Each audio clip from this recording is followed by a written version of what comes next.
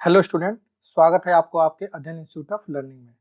हम लोग फंक्शन कर रहे थे। फंक्शन का ये हम लोग का लेक्चर 10th होगा। 9 लेक्चर हम लोग कंप्लीट कर चुके हैं। लास्ट लेक्चर में हम लोग रेंज किए थे, ठीक है।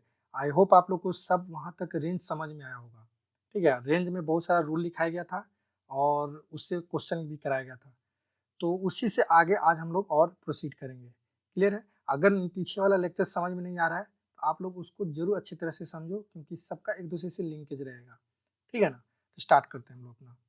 देखो, इसमें हम लोग 5th लेक्चर तक हम लोग किए थे। आज हम लोग उसके आगे 6 लेक्चर करेंगे। सॉरी, ये 5th रूल तक किए थे। आज हम लोग 6th रूल देखेंगे। देखो 6th रूल में क्या बोल रहा है, the method can be applied if all variable can be reduced into a single variable. मतलब जितना मेथड आप लोगों ने सीखे है ना, अगर बहुत सारा उसमें वेरिएबल टर्म हो तो उसको हम लोग सिंगल वेरिएबल के टर्म में पहले कन्वर्ट करना पड़ेगा, तब हम लोग जो भी रूल है उसको अप्लाई कर सकते हैं। इसके पहले जो भी रूल सीखे हैं, देखो इसको कैसे समझेंगे हम लोग।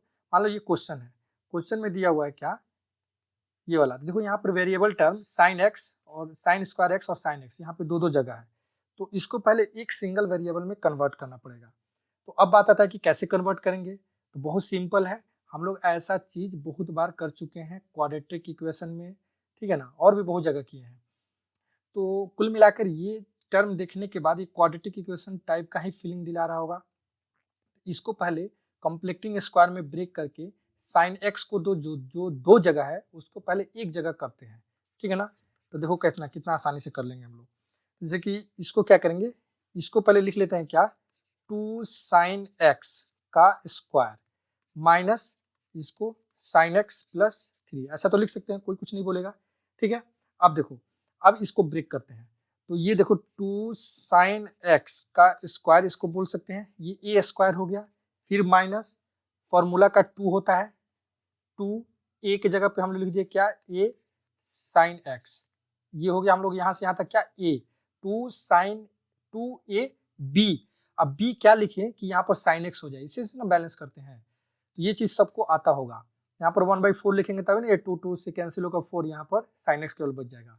चलो ठीक है, तो यानी कि ए स्क्वायर माइनस 2 ए बी, तो बी होगा तो बी स्क्वायर भी लिखना पड़ेगा, तभी तो फॉर्मूला पर हम लोग कन्वर्ट कर सकते हैं, ये बी स्क्वायर। अच्छा, ये जो लिखे बी स्क्वायर ये अपने से लिखे हैं, तो इसको माइनस करके बैलेंस कर देंगे और प्लस 3 यहाँ लिख देंगे। क्लियर है? अच्छा चलो, ये हो गया। तो कुल मिलाकर यहाँ से यहाँ तक, अब देखो ध्यान से, तो यहाँ से यहाँ तक हम लोग का फॉर्मूला दिख रहा होगा। कौन सा फॉर्मूला, 2 साइन एक्स और यहाँ पे माइनस से बीच में, तो -1/4 का स्क्वायर, ये ए माइनस बी का स्क्वायर के फॉर्मूला हो गया। अच्छा, इसको 1/4 का स्क्वायर प्लस 3, इसको अगर हम लोग सॉल्व करेंगे तो ये आ जाएगा हम लोग कितना, 47 बाई हम लोग कितना आ जाएगा, नीचे 4 का स्क्वायर 16, तो ये 16 आ जाएगा। क्लियर है? ये आप लोग को समझ में आ गया होगा। चलो ठीक है, तो अब देखो, अब वेरिएबल एक जगह साइन एक्स आ गया, तो अब यहीं से स्टार्ट कर लेंगे हम लोग। तो कुल मिलाकर यानी कि साइन एक्स आ गया, तो साइन एक्स के बारे में हम लोग को पता है क्या होता है, साइन एक्स का रेंज -1 to 1। अच्छा, अब चाहिए हम लोग क्या, यहाँ पर क्या है, 2 साइन एक्स है, एक बार यहाँ पे क्या है 2 साइन एक्स है, तो उसी से हम लोग बैलेंस करते चलते हैं। तो फिर यहाँ पर लिख देंगे 2 sine x, 2 sine x belongs to कहाँ से कहाँ हो जाएगा, -2 मल्टीप्लाई हो जाएगा, तो -2 टू ये 2 हो जाएगा। क्लियर है? अच्छा, अब देखो, अब फिर चेक कर लेते हैं एक बार क्या है, तो 2 साइन एक्स के बाद -1/4 है, तो -1/4 कर लेते हैं, यानी कि 2 साइन एक्स -1/4। तो -1/4 अगर यहाँ भी करेंगे और यहाँ भी करेंगे तो कितना हो जाएगा हम लोग का, -9/4, ठीक है। और इधर करेंगे तो कितना हो जाएगा, ये 7/4। ये क्लियर है यहाँ तक? अच्छा, अब क्या करते हैं, इसको स्क्वायरिंग करना है, तो 2 साइन एक्स -1/4 का क्या करते हैं, स्क्वायर कर लेते हैं। स्क्वायर करते ही अब हम लोग को पता है कि जो बड़ा वाला टर्म होगा उससे इधर होगा, जो छोटा वाला टर्म आएगा वो 0 आएगा, पहला चीज। दूसरा चीज, अगर एक प्लस और एक माइनस में रहेगा तो क्या बोला है कि शुरू में तो जरूर 0 रहेगा, ठीक है। और इसमें से जो बड़ा वाला टर्म आएगा वही हो जाएगा। तो इसका 9 का स्क्वायर 81 और 4 का स्क्वायर 16, ये बन जाएगा। क्लियर है? अच्छा, अब देखो, अब 2 साइन एक्स -1/4 का स्क्वायर, इतना के बाद और क्या है, +47/16 है, तो यहाँ पर प्लस कर देते हैं 47/16, ठीक है ना। देखो ये क्वेश्चन लेंदी टाइप का दिख रहा है, लेकिन इतना लेंदी हम लोग का एग्जाम में नहीं आएगा, और आया भी तो कर लेंगे, कोई बहुत मुश्किल तो है नहीं। तो अब इसका मतलब कि 47 हम लोग को इसमें ऐड कर देना है। तो ऐड करेंगे तो इधर कितना हो जाएगा, जीरो में ऐड करेंगे 47/16, तो ये 47/16 हो जाएगा।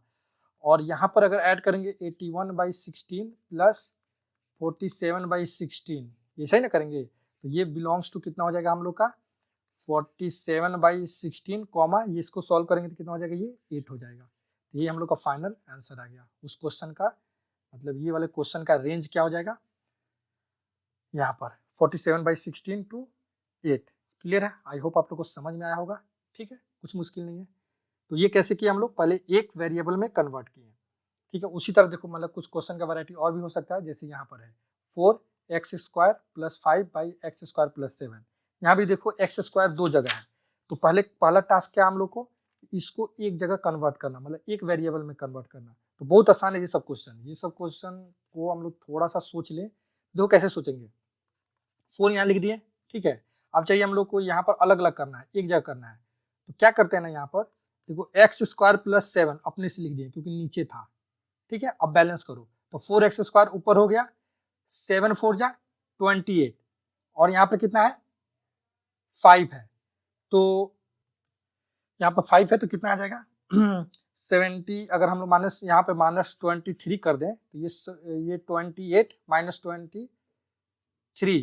- 23 मिलकर फिर हो जाएगा ना 5, तो ये 5 हो जाएगा। क्लियर है, डिवाइड बाई, अब देखो क्या है यहाँ पर है x² + 7, ये ठीक है।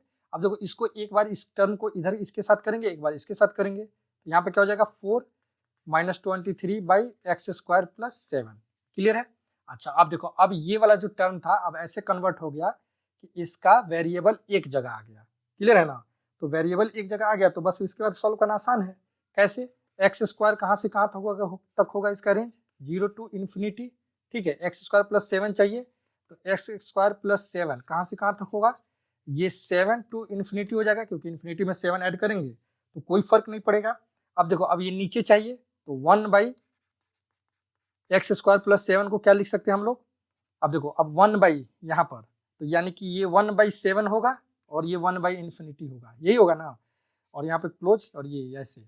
तो इसका मतलब यहाँ पर क्या होगा, ये देखो ये 0 हो जाएगा, यही ना 1/7, और यहाँ पर क्या हो जाएगा, ये 0 हो जाएगा। तो देखो छोटा कौन सा है, 0 है, तो इसलिए पहले 0 लिख देते हैं, इसको उल्टा करना पड़ेगा, और यहाँ पर 0 में ओपन ब्रैकेट, और यहाँ 1/7। ये बात समझ में आया, ठीक है। अच्छा, तो यहाँ तक अगर समझ में आ गया तो इसमें क्या करना है, -23 करना है, -23 कर देते हैं, तो यानी कि 1/x² + 7 में ऊपर क्या करते हैं, -23 से मल्टीप्लाई कर देते हैं। तो -23 से मल्टीप्लाई करेंगे तो ये देखो, ये तो 0 का 0 है, अगर -23 से मल्टीप्लाई करेंगे तो 0 × -23 0 आएगा, और फिर इधर क्या होगा -23/7 आ जाएगा। क्लियर है ना, तो अब इसमें से कौन सा छोटा है, छोटा वाला टर्म ये आ गया, यानी कि इसको पहले लिखना पड़ेगा, और इसके साथ क्या है क्लोज ब्रैकेट है, तो पहले क्लोज ब्रैकेट लगाएंगे और -23/7 लिखेंगे, फिर 0 लिखेंगे और यहाँ ओपन करेंगे। क्लियर है, अब इसको क्या करना है, 4 में से माइनस करना है, यही ना, यानी कि 4 - 23/x² + 7। अब इसका आंसर कितना आएगा, तो यहाँ 4 - 23/7 कॉमा 4 - 0 करना पड़ेगा। ठीक है, तो ये हम लोग का आंसर कितना आ जाएगा, यहाँ पर 4/23 करेंगे तो ये कितना आ जाएगा 5/7 कॉमा 4। ये हम लोग का इसका रेंज हो जाएगा, कुछ मुश्किल नहीं है, बस यहाँ से हम लोग को ये चीज सोचना था। ठीक है ना, चलो ठीक है, नेक्स्ट करते हैं। नेक्स्ट देखो, फिर find the range of cos² x - 4 sin x + 20। अब देखो इस क्वेश्चन को देखने के बाद इसमें भी वेरिएबल एक cos x है और sin x है। तो जब cos x और sin x दो वेरिएबल है तो इसका मतलब कि इसको पहले एक वेरिएबल में कन्वर्ट करना पड़ेगा। वो कैसे करेंगे, तो उसके लिए देखो क्या करना पड़ेगा। ऐसा चीज हम लोग ट्रिग्नोमेट्री में किए थे, जब हम लोग जनरल सोल्यूशन निकालते थे। तो cos² x को हम लोग लिख सकते हैं क्या, 1 - sin² x लिख सकते हैं, -4 sin x + 20। ठीक है, अच्छा अब क्या करेंगे, अब देखो अब क्या करते हैं एक बार कि ये 20 और ये 1 मिलकर कितना हो जाएगा 21 को इधर कर दिए, ये माइनस में क्या किया कॉमन ले लिया। ठीक है, तो sin² x + 4 sin x बच गया ना। अब देखना 21 माइनस, अब sin² x को मतलब हम लोग अगर एज sin x को a ट्रीट करें तो ये a² + 2a कितना है 2a sin x है 2a और b कितना है 2 तभी ना 4 हो जाएगा b प्लस बी स्क्वायर ठीक है फॉर्मूला का और माइनस बी स्क्वायर इसको बैलेंस कर दिए कोई दिक्कत नहीं है। अच्छा तो मतलब 21 ये चीज तो आप लोग को आता होगा। यहाँ पर देखो यहाँ से अब यहाँ तक हम लोग फॉर्मूला पे बन गया कौन सा फॉर्मूला साइन एक्स और बीच में यहाँ पर प्लस है तो प्लस 2 का होल स्क्वायर ठीक है ना साइन एक्स प्लस 2 का ये होल स्क्वायर पे ब्रेक हो गया यहाँ तक कोई दिक्कत नहीं होना चाहिए। और ये कितना हो गया -4 ठीक है ना। अब देखो ये बाहर जब जाएगा ये ब्रैकेट ओपन करेंगे तो यहाँ पे कितना हो जाएगा ये माइनस माइनस प्लस हो जाएगा और प्लस इसके साथ मिलकर कितना हो जाएगा 25 माइनस यहाँ पर लिख सकते हैं हम लोग साइन एक्स प्लस 2 का होल स्क्वायर। क्लियर है यहाँ तक आ गया। तो फिर देखो अब ये वेरिएबल दो जगह था अब एक जगह आ गया यानी कि हम लोग स्टार्ट क्या करेंगे पहला चीज साइन एक्स से साइन एक्स कहाँ से कहाँ तक -1 to 1 ठीक है इसमें करेंगे अब +2 यानी कि साइन एक्स +2 हम लोग कहाँ से कहाँ तक जाएगा बस अब तो आसान हो गया। तो इसमें +2 करेंगे तो ये हो जाएगा हम लोग का 1 और ये हो जाएगा कितना 3 हो जाएगा ठीक है। अब और आगे इधर मैं यहाँ पे कर दे रहा हूँ यहाँ से यहाँ तक में हो जाएगा। तो अब साइन एक्स +2 हो गया तो उसका स्क्वायरिंग कर लेते हैं साइन एक्स +2 का स्क्वायर अगर कर रहे हैं तो कितना हो जाएगा ये हो जाएगा हम लोग का स्क्वायर करने पर देखो पहला चीज तो इसमें दोनों पॉजिटिव है तो कोई दिक्कत नहीं है ये 1 से 9 हो जाएगा। क्लियर है। अच्छा साइन एक्स +2 का स्क्वायर कर लिए अब क्या चाहिए इसमें -4 चाहिए यही ना। तो साइन इसमें पहले चाहिए अब हम लोग को सॉरी यहाँ पर है ना साइन माइनस चाहिए तो माइनस से मल्टीप्लाई कर दे रहे हैं माइनस साइन एक्स +2 का स्क्वायर।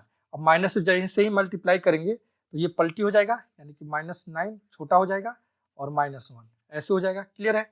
अब इसको क्या करना है 25 से माइनस करना है 25 मतलब ऐड करना है माइनस साइन एक्स +2 का होल स्क्वायर तो ये देखो कितना हो जाएगा तो 25 -9 और यहाँ कितना हो जाएगा 25 -1 ये 25 -9 करेंगे तो कितना हो जाएगा 16 और ये कितना हो जाएगा 24 यही हम लोग का फाइनली आंसर हो जाएगा। क्लियर है कुछ मुश्किल काम नहीं है ठीक है। आई बात समझ में बस यहाँ से यहाँ तक कन्वर्ट करना था वो भी मुश्किल नहीं है बस ये समझना था ये दो वेरिएबल है उसको एक वेरिएबल में कन्वर्ट करना है। क्लियर है। चलो अब देखो अब एक नोट पॉइंट लिखाया गया है नोट पॉइंट में ये बताया जा रहा है कि जैसे कि हम लोग डोमेन फाइंड करते थे और दो फंक्शन रहता था fx और gx तो हम लोग क्या करते थे पहले इसका डोमेन निकालते थे फिर इसका डोमेन निकाल कर और यूनियन या इंटरसेक्शन मतलब जरूरत पे हर जगह इंटरसेक्शन ही लेते थे लेकिन कभी कभी यूनियन भी लिए हैं तो वो सब कर लेते थे। लेकिन रेंज में नो यूनियन नो इंटरसेक्शन चाहे प्लस माइनस हो या इनटू और डिवाइड हो नो यूनियन नो इंटरसेक्शन वैसा काम नहीं करेंगे। बस इसको अगर नहीं लिखना है तो आप जैसे ही याद आप लोग रखो थोड़ा सा एक लाइन में लिख लो कि रेंज में यूनियन और इंटरसेक्शन नहीं चलता है बस इतना लिख लोगे तभी चलेगा। ये सब अगर नहीं लिखोगे तो कोई दिक्कत नहीं समझाने के लिए लिखा गया ठीक है। यहाँ पे बोल रहा है कि general to find range of general we can not substitute terminal value of involve variable मतलब टर्मिनल वैल्यू जो भी लास्ट वाला जो वैल्यू होता है ना उसको इन्वॉल्व नहीं करते हैं सब्सटीट्यूशन मेथड में तो वो चीज हम लोग क्वेश्चन में क्लियर करेंगे। क्लियर है। चलो आगे करते हैं। रूल 2 देखो क्या है range of composite function very important और ये चीज समझना थोड़ा मुश्किल थोड़ा टफ लगता है बच्चा लोग को लेकिन आप लोग आसानी से समझो इसको एकदम हम लोग समझ जाएंगे कोई मुश्किल काम नहीं होगा ठीक है ना। ये हम लोग का एनडीए के लेवल से बहुत ऊपर इसका क्वेश्चन होता है ये सब क्वेश्चन हम लोग का शायद नहीं पूछा जाएगा लेकिन फिर भी अगर कुछ बच्चा जो कि जेई का तैयारी जो स्टूडेंट कर रहे हैं वो लोग आप लोग तो जरूर पढ़ लो इसको ठीक है ना जरूर सीख लो समझ लो कुछ मुश्किल भी नहीं है। देखो इसमें क्या है इसमें क्वेश्चन से डायरेक्ट स्टार्ट करते हैं। कंपोजिट फंक्शन क्या होता है ये हम लोग डोमेन में सीख चुके हैं और आगे भी कंपोजिट फंक्शन के बारे में हम लोग और सीखेंगे। यहाँ पर अभी कंपोजिट फंक्शन का मतलब पता है हम लोग को उससे उसका रेंज निकालना है तो रेंज किसका निकालना है जी साइन ऑफ एक्स और ये कौन सा एक्स है फ्रैक्शनल पार्ट ऑफ एक्स का ठीक है ना। तो अब देखो सबसे पहले हमको ये बताओ कि ये फ्रैक्शनल पार्ट ऑफ एक्स का इसका डोमेन क्या होता है मतलब एक्स का डोमेन तो कुछ भी होगा तो इसका रेंज क्या आता है इसका रेंज 0 to 1 ठीक है ना। कुछ भी पुट करेंगे तो इसका आंसर क्या आएगा 0 to 1 के बीच में आएगा और ये 1 इंक्लूडेड नहीं रहता है यही ना 0 to 1 तो ये चीज होगा ठीक है। अच्छा तो मतलब कि इसके अंदर कुछ भी पुट करेंगे हम तो आंसर 0 to 1 आएगा ये बात सही है ठीक है। तो अगर हम लोग बात करें कि जैसे y इक्वल टू ये क्या है, sine fractional part of x का बात हम लोग चल कर रहे हैं, यानी कि इसके अंदर x का कोई सा वैल्यू पुट करेंगे तो ये 0-1 के बीच में आंसर देगा, और जो 0-1 के बीच में आंसर देगा उसको हम लोग अगर यहाँ रखेंगे तो साइन x का आंसर आएगा, और जो साइन x का आंसर आएगा वही तो y का होगा और वही तो इसका रेंज होगा। क्लियर है? तो इस चीज को थोड़ा सा हम लोग ग्राफ से एक बार समझने की कोशिश करते हैं। तो वो ग्राफ बहुत इंपॉर्टेंट है, पहले भी बताया गया था। देखो मान लो कि ये साइन एक्स का ग्राफ है, हम लोग को पता भी है पहले से, ठीक है ना, इधर का छोड़ दो, कोई जरूरत नहीं है, अगर खराब भी हो गया तो हम लोग जितना जरूरी है 0 से 1। तो 0 देखो यहाँ पर होता है, यहाँ पर पता है पाई होता है, और यहाँ पर क्या होता है, पाई बाई 2, ठीक है ना, इतना से हम लोग काम बन जाएगा, अभी इतना ही से समझना है। इधर 1 होता है और इधर -1 होता है, ये तो ग्राफ पता ही आप लोग को। अब देखो, अब अगर हम लोग 0 पे पुट करेंगे, यहाँ पर अगर इसमें से 0 उठाकर यहाँ रख दिए, ठीक है ना, क्योंकि x का कुछ भी रखेंगे तो ये तो आंसर 0 से 1 के बीच में आएगा। तो अगर 0 रख दिए तो साइन 0 क्या होगा, 0 आ जाएगा। यानी कि इसका रेंज अगर लिख रहे हैं हम, रेंज अगर लिख रहे हैं तो एक तो कंफर्म हो गया कि इधर वाला 0 आएगा। अब आगे देखो, ये पाई बाई 2 का मतलब क्या हुआ, 3.14/2, जो कि 1.5 समथिंग होगा, 1.5 और समथिंग होगा, ठीक है ना। लेकिन 1 कहाँ पे है, यानी कि 1 पक्का इसके पहले कहीं इधर आएगा। ये बात समझ में आया, ये बात समझ में आया क्या सबको? तो 1 कहीं ना कहीं इधर रहेगा। इसका मतलब क्या हुआ कि यहाँ पर 1 आएगा, तो यहाँ पर यानी कि 1 आएगा तो हम लोग को 1 ही ना पुट करेंगे, क्योंकि इसका आंसर अगर 1 आएगा तो 1 इंक्लूडेड है, सॉरी एक्सक्लूडेड है, यहाँ पर एक्सक्लूडेड है, तो इसको हम लोग कंसीडर नहीं करना है, यहाँ पर भी 1 को कंसीडर नहीं करना है, उसके पहले वाला वैल्यू। तो इसका रेंज कहाँ तक जा रहा है, अगर यहाँ पर हुआ तो ये यहीं तक जा रहा है ना, यहाँ तक का वैल्यू, यानी कि ग्राफ हम लोग का कौन सा हो रहा है, यहाँ से यहाँ तक का ग्राफ हम लोग का काम का चीज है, यही है ना, यहाँ से यहाँ तक का ग्राफ हम लोग का काम का चीज है। अब यहाँ से यहाँ तक का ग्राफ काम का चीज है, वो कैसे आएगा, जैसे कि 1 का वैल्यू यहाँ पर अगर 1 पुट करेंगे तो क्या आएगा आंसर, साइन 1 आएगा, 1 ही आएगा ना, इससे 0 1 मैक्सिमम वैल्यू क्या आएगा, 1 आएगा। तो साइन 1 का वैल्यू क्या होता है हम लोग को नहीं पता है, तो इसका रेंज क्या लिख देंगे, डायरेक्ट 0 से लेकर साइन 1, और यहाँ पर ये क्लोज नहीं रहेगा, ये ओपन रहेगा, क्योंकि यहाँ पर ये ओपन है, ठीक है ना। ये आंसर हो जाएगा इसका रेंज। आई होप आप लोग को समझ में आया होगा, ठीक है ना। देखो 0 पहला ये फ्रैक्शनल पार्ट ऑफ x का आंसर आएगा 0 से 1 के बीच में, 0 रखेंगे तो 0 आएगा, तो फटाक से 0 हो गया, lower limit, lower value, lower range. अपर रेंज की बात करें तो अपर रेंज इसका पुट किए 1, तो 1 तो यहीं से यहीं तक जा रहा है ना, तो यहाँ तक, ठीक है। इस क्वेश्चन को थोड़ा और अच्छे से समझ जाएंगे हम लोग। अभी ये नेक्स्ट क्वेश्चन में फाइंड रेंज ऑफ, देखो इसमें रेंज फिर निकालना है, तो रेंज निकालना है तो इसका निकालना है अभी, तो फिर वैसा ही करते हैं। हम लोग को पता है क्या है, फ्रैक्शनल पार्ट का क्या है, 0 to 1 है ना, 0 to 1 लिख दिए। अच्छा तो मतलब 2 फ्रैक्शनल पार्ट का क्या होगा सर, तो 2 फ्रैक्शनल पार्ट का बता रहे हैं, रुक जाओ आप खुद बताओ क्या करोगे, इसमें 0 ऐड कर दोगे, यहाँ 2 हो जाएगा, यही हो जाएगा ना, तो 0 to 2 हो गया। अच्छा तो मतलब कि sir 2 fractional part of x का ये रेंज हो गया क्या, हाँ ये रेंज हो गया, ये रेंज आ गया हम लोग का।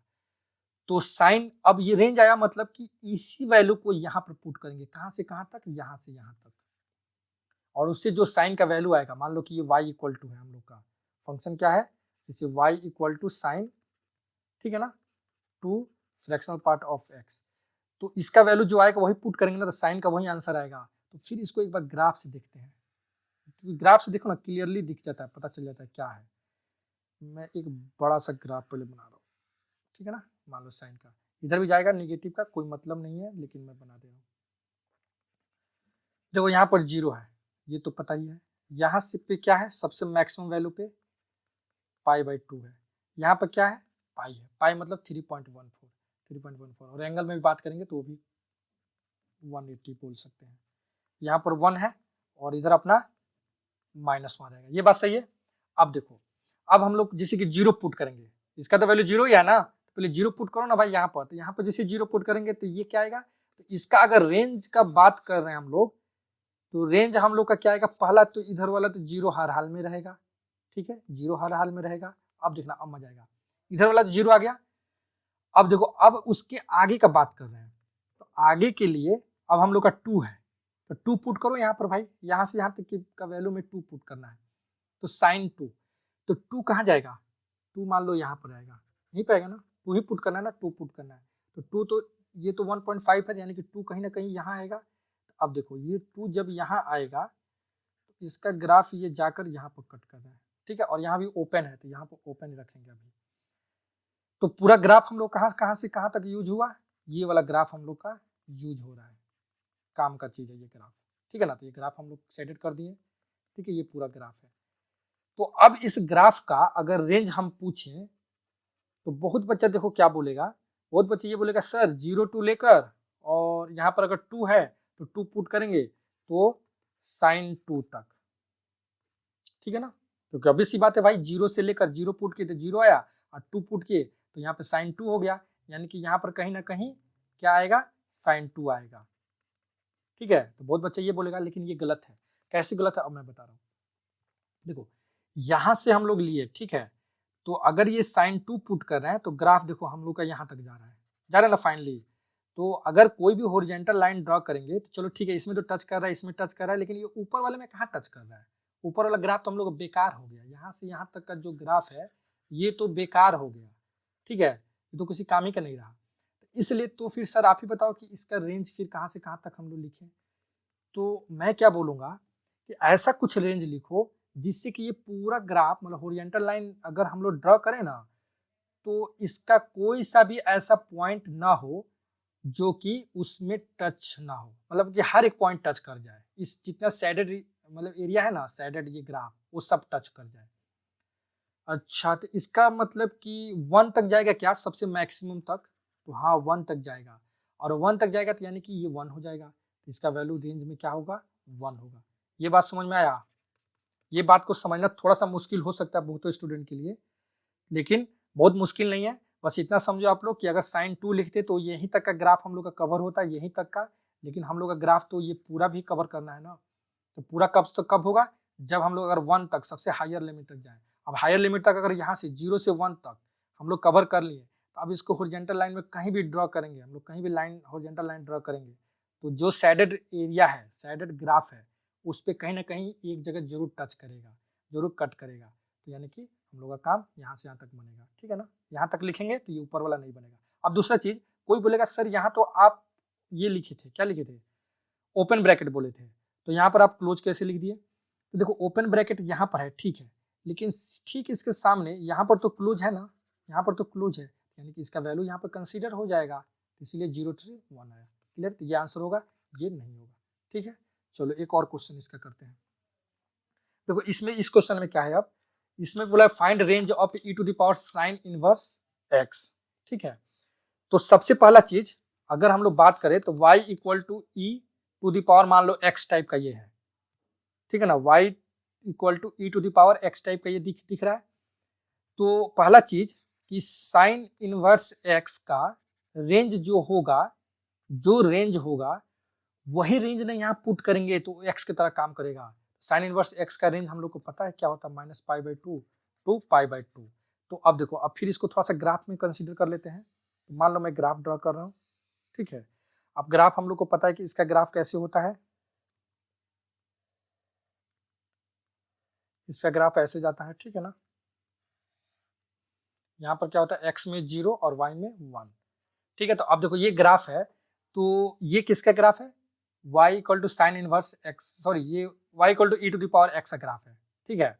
अब बात करो यहाँ पर ये साइन इनवर्स x का वैल्यू क्या आएगा, साइन इनवर्स x का वैल्यू -π/2 टू π/2 आएगा रेंज, मतलब इसका तो यही चीज -π/2 टू π/2 इसके लिए क्या हो जाएगा, डोमेन का काम करेगा। तो मान लो -π/2 यहाँ है और π/2 यहाँ है, क्लियर है ना, -π/2 वहाँ हो गया और π/2 वहाँ हो गया। तो इसका मतलब कि यहाँ से लेकर यहाँ तक का ग्राफ जो होगा वही हम लोग का फिजिबल ग्राफ है, ठीक है ना। ये ग्राफ हम लोग क्या है, फिजिबल ग्राफ है। तो यहाँ से यहाँ तक का ग्राफ अगर फिजिबल ग्राफ है तो यही ग्राफ हम लोग को लेना है, और -π/2 टू π/2 के बीच में होना चाहिए, और -π/2 से π/2 कहाँ से आया, साइन इनवर्स x का रेंज आया, और साइन इनवर्स x का जो रेंज आएगा यानी कि वो उसका आंसर होगा, तो वही इसके लिए डोमेन का काम करेगा।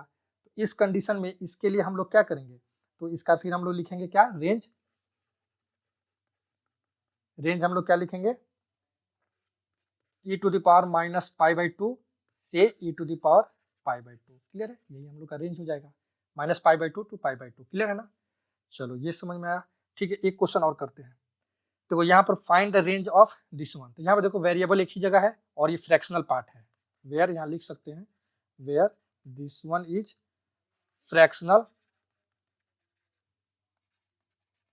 Part of x. ठीक है ना, ये this one is fractional part of x.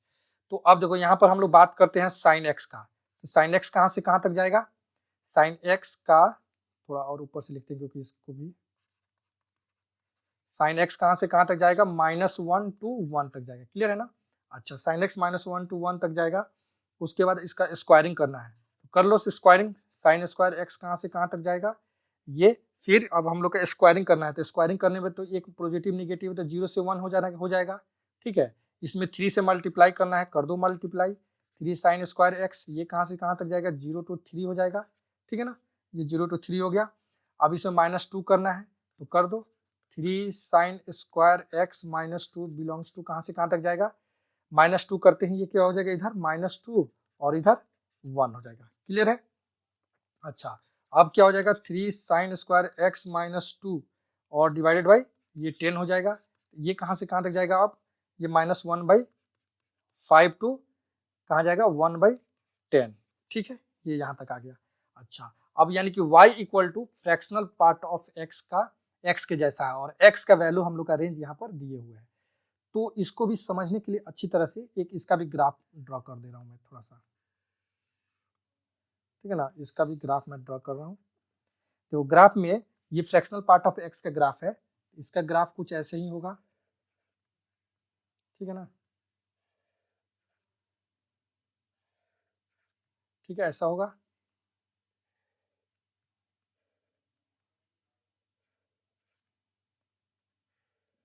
ठीक है, इसका ग्राफ कुछ ऐसा होगा, सॉरी, तो ऐसा ग्राफ होगा। अब देखो ये सब डॉट डॉट ऐसे होता है, यहाँ पर ये चीज हम लोग पहले पढ़ चुके हैं। अब यहाँ देखो क्या है, ये किसका लाइन है, कौन सी लाइन का, y equal to x line का ग्राफ है। ये किसका ग्राफ है, y equal to x plus 1 का ग्राफ है। क्लियर है, यहाँ तक कोई दिक्कत नहीं होना चाहिए। अब देखो, अब हम लोग को पता करना है क्या कि यहाँ से यहाँ तक कितना होता है, 0 से ये 1 है, ये 2 है। ठीक है, तो देखो ये -1/5 थोड़ा मैं दूसरा कलर ले रहा हूँ, -1/5 कहीं यहाँ पे होगा, -1/5। ठीक है ना, क्योंकि ये अंदर का जो वैल्यू आया यही ना इसके लिए डोमेन का काम करेगा, जो डोमेन यहाँ रखेंगे उससे रेंज क्या आएगा। तो -1/5 टू 1/10 है और 1/10 मान लो कहीं यहाँ पर है, सॉरी 1/10। ठीक है ना, ये 1/10 है, तो 1/10 का मतलब कि ये ग्राफ कहीं यहाँ से यहाँ तक जाएगा ऐसे, सॉरी ये थोड़ा इधर हो गया। ठीक है ना, तो ये 1/10 यानी कि हम लोग का ग्राफ तो ये है ना, fractional part of x graph, यानी कि ये वाला ग्राफ हम लोग का फिजिबल लाइन का ग्राफ है यहाँ से यहाँ तक। और अगर 1/5 से 0 और 0 से 1/10 तक जाएंगे, हम लोग ऐसा ही करेंगे, तो -1/5 से 0 तक अगर जा रहे हैं तो इसका ग्राफ कौन सा हो जाएगा, इसका वाला ग्राफ ये हो जाएगा ऊपर का। ठीक है ना, तो ये दोनों हम लोग का फिजिबल ग्राफ है, यही दोनों ग्राफ का वैल्यू जो होगा y एक्सिस पे वही हम लोग का आंसर होगा। क्लियर है, तो देखो इसको कैसे सॉल्व करेंगे। अब जैसे कि ये वाला ग्राफ, ये किसका ग्राफ है, y इक्वल टू एक्स का, तो y इक्वल टू एक्स का ग्राफ है, तो यहाँ पर x का वैल्यू अगर पुट x इक्वल टू 0, जैसे ही x इक्वल टू 0 पुट करेंगे y इक्वल टू क्या हो जाएगा 0। ठीक है, तो यहाँ पर y इक्वल टू 0 आ गया। दूसरा चीज पुट क्या, x equal to 1/10, x equal to 1/10, तो y इक्वल टू कितना आ जाएगा, y इक्वल टू भी 1/10 आ जाएगा। तो यानी कि इसका तो रेंज हम लोग को मिल गया, कहां से कहां तक, 0 से लेकर 1/10, क्योंकि y का ही वैल्यू तो निकालना है, x में हम लोग डोमेन पुट करेंगे तो y में जो रेंज आएगा वही तो निकलेगा। तो ये 1/10 निकल गया, 0 से 1/10।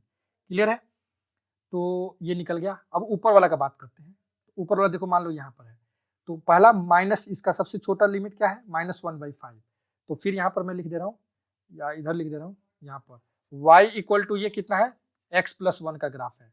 तो अगर यहाँ पर x इक्वल टू हम -1/5 पुट करेंगे तो y कितना आ जाएगा, -1/5 प्लस 1, तो ये कितना हो जाएगा, -1/5 प्लस 1 ऐड करो कितना हो जाएगा, ये 4/5 हो जाएगा क्या, ये 4/5 हो जाएगा, तो ये 4/5 हो गया।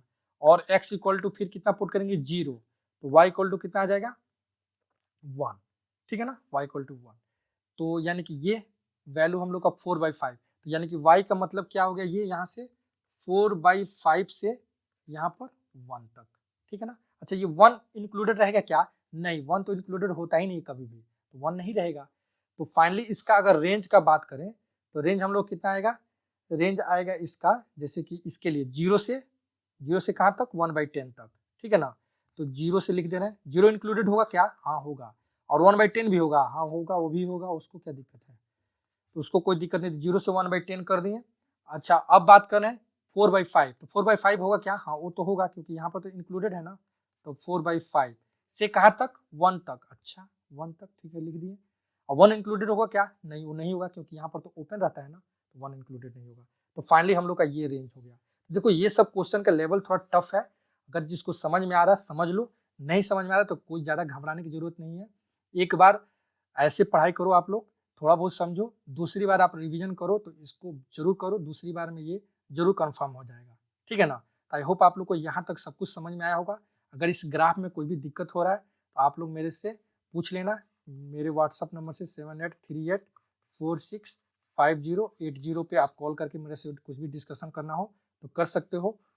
और बाकी आप लोग समझो अच्छी तरह से, कोई दिक्कत नहीं है। नेक्स्ट लेक्चर में हम लोग फिर और बहुत सारा चीज़ करेंगे, ये रेंज ही हम लोग को पहले कंप्लीट करना है, इसमें 2-3 लेक्चर और लगेगा, ठीक है।